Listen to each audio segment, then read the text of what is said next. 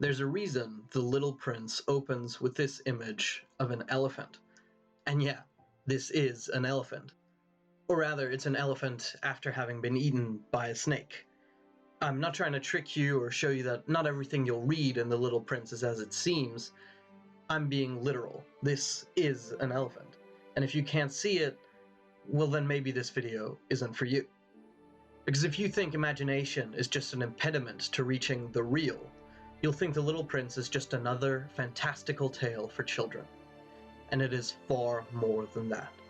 It's a story that's just as important, no, more important, to read when you've grown up.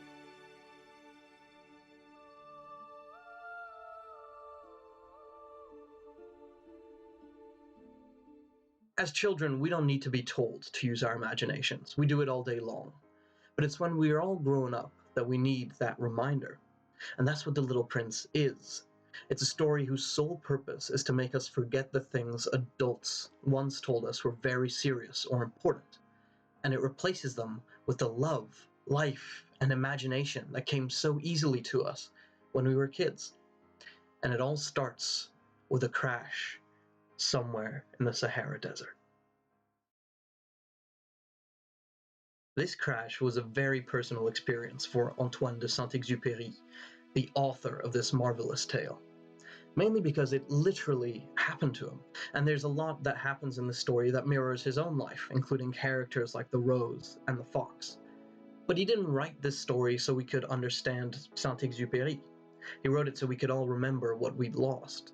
His own brush with death reminded him what was truly important, the forgotten lessons he had left behind in his childhood, and he put them down to paper for the rest of us.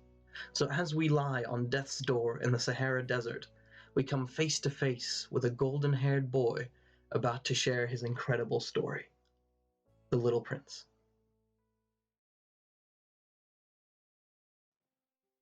With his first words, he asks, "Draw me a sheep."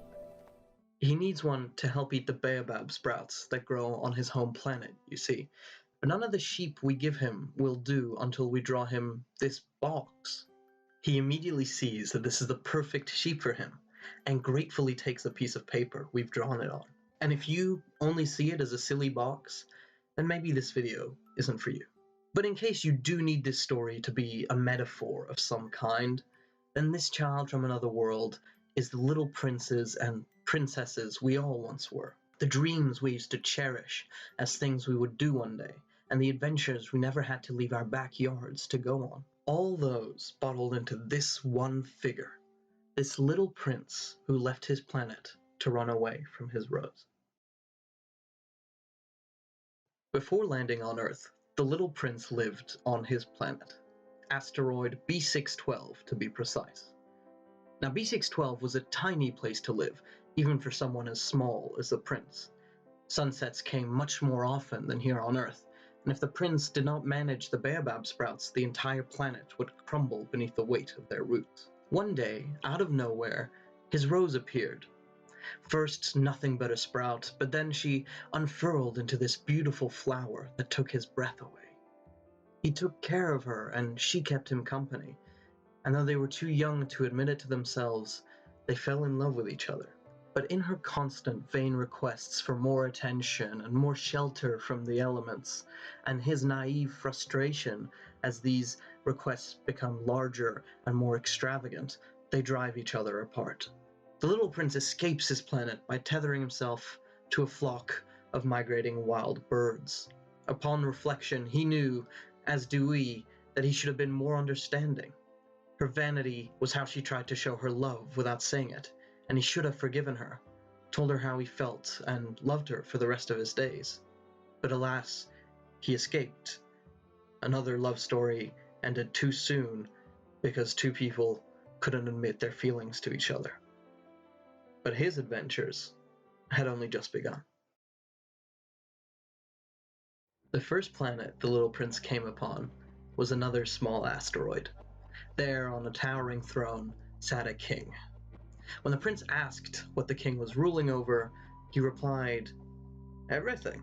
The prince, feeling lonely, asked for a sunset, and the king said he would order one for him, when the conditions were favorable. and as it turned out, they would be favorable just before nighttime that evening. And when the prince said he felt like sitting down, the king ordered him to sit down. And a few more wacky examples later, it became quite clear to the prince that the king didn't have the slightest amount of real power over anything at all.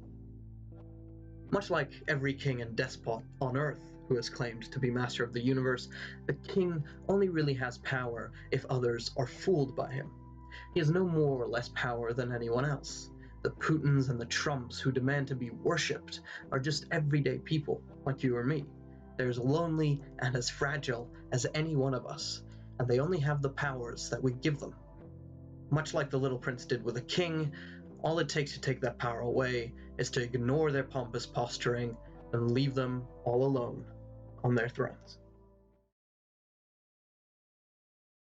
When the little prince reaches the next planet, he meets a man whose first reaction on seeing another person is to demand applause and admiration. Not because he'd done anything worthy of note, but because didn't he simply look stunning in his fancy clothes? Wasn't the cost and luxury of his wardrobe something to be admired? The prince left without so much as a second glance. Obviously, this brief but very effective encounter gives us a window to how hollow and empty the materialism that has gripped our society is. If you think your expensive Yeezys or Dolce & Gabbana handbag are a status symbol to be proud of, well, sorry, but this is about you. Those items, whatever their cost, give you no more worth than someone who shops from the bargain bin at Target. They're just empty things, and unlike experiences, relationships, and love, they have no real value at all. The next planet the little prince visits is an even shorter stop. There, he meets a man who drinks to forget his shame, and his shame is the shame of drinking. It's a sad but almost too real depiction of how many of us self-medicate our way through life, in a world that forces us to grow up, to replace love and imagination with money and optimization. It often feels better to drug ourselves than to truly feel what we've lost. Now we arrive to the most pernicious and vile of the planets visited by our little prince. Here we meet the businessman. He counts all the stars, not because they're beautiful or of scientific interest, but because they are worth money. He wants to lock them all up in a bank where he can own them forever. He'll drain the swamp of those shiny objects that set lazy men to idle dreaming. The prince left hastily, but not before telling the businessman he could never own the stars, because the stars have no use for him. It's exactly because of the businessman's cold calculations that the recent film adaptation chose to use him as their primary villain. He is the perfect grown-up, the antithesis of our inner child, and that makes him the bad guy in both the world of the little prince and in our world. He believes that anything anyone does should be a quantifiable step in a quest for more money. Or, as he says, he's a very serious man who doesn't have time for wasteful things like love and imagination. No wonder, no joy, just money. The prince's next stop was the planet of the lamplighter. Here, the poor fellow is stuck in a terrible loop. Where he used to have a normal day between lightings, he now has to light and extinguish his lamp every few minutes because the rotation of his planet has sped up. This everyday man, stuck in outdated processes that cause him great pain and inconvenience, is a clear reflection of any number of our modern practices. Whether that's a 9-to-5 forced on most everyone, or the hoops we all have to jump through in highly bureaucratic systems. The prince pitied the poor man, but could do nothing to help and had to leave. Next up, the little prince encountered the planet of the geographer. He studied geography, but he never left his desk to see the world. And why would he? It's an explorer's job to see the world. He is just here to write down what the explorer sees when he gets back. That's what a geographer does, and he'll stay right where he is, thank you very much. This is a none too veiled parody of any system that tries to box society's people into neat little roles we should all fit into. Whether it's corporate or communist, the geographer's dedicated conformity to his role is seen as ridiculous by both the Little Prince and the reader. So we, in turn, must ask ourselves, if it's so ridiculous, then why do we allow it to happen to ourselves over and over again? Finally, the Little Prince arrived on Earth. But what he saw brought him to his knees. A wall of roses, hundreds of them. He thought his rose was unique in the whole world, but here there were more than he could count. How could his rose be special when she was so common? While wondering in sadness at this idea, the prince came across the fox. To cheer himself up, he asked it if it wanted to play, but the fox replied that to play it must first be tamed. It also warned him that if they tamed each other, they would both need each other. The prince paid no heed to this, and he and the fox tamed each other, and they became great friends. Until the day the prince realized he had to leave to return home, and the pain of saying goodbye hurt him terribly. It hurt so much, he wondered what the point of their friendship was at all. "Return to the roses," said the fox.